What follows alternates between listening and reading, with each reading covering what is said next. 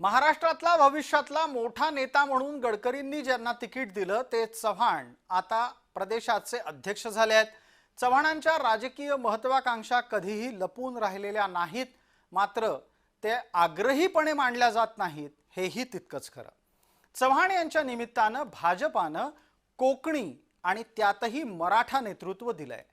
आतापर्यंत सर्वसाधारणपणे भारतीय जनता पार्टी कोकणी आणि मराठा अशा प्रकारची समीकरणं जुळवताना दिसत नसे।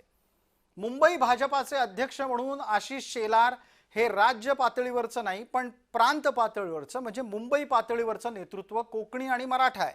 आता राज्य पातळीवर कोकणी आणि मराठा नेतृत्व भाजपानं दिलंय, कारण त्यांना एका बाजूला ठाकरेंशीही दोन हात करायचे आहेत आणि दुसऱ्या बाजूला शिवसेनेशी सुद्धा। त्यासाठी रवींद्र चव्हाण या 20 सप्टेंबर 1970 मध्ये जन्मलेल्या तरुण प्रदेशाध्यक्षाचा उपयोग पक्षाला होऊ शकतो।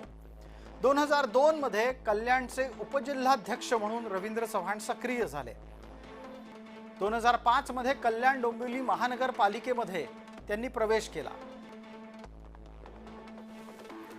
2007 मध्ये स्थायी समिती सभापती झाले आणि तिथून त्यांच्या राजकारणात एक महत्त्वाचा टप्पा पूर्ण झाला। 2009 पासून 4 वेळा डोंबिवली विधानसभेत त्यांनी आमदारकीचा विजय मिळवला आहे। एकनाथ शिंदे यांच्या सरकारात सार्वजनिक बांधकाम मंत्री म्हणून रवींद्र चव्हाणांनी कामही पाहिलंय। आत्ताही ते मंत्री आहेत।